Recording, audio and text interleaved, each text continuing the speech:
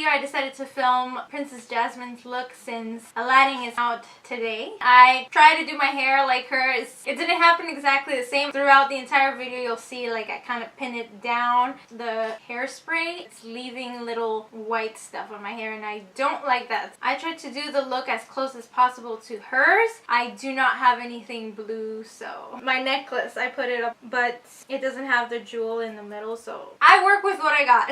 I hope you guys like this makeup tutorial. It's super simple. I cut the crease but not with a primer or anything, just with the eyeshadow. It's just a very soft cut crease because her eyes are pretty big. It's not a talk through makeup tutorial, but I hope you guys still like it. If you do, please don't forget to thumbs this video up and subscribe to my channel if you haven't already, and I will see you guys to my next video. Bye!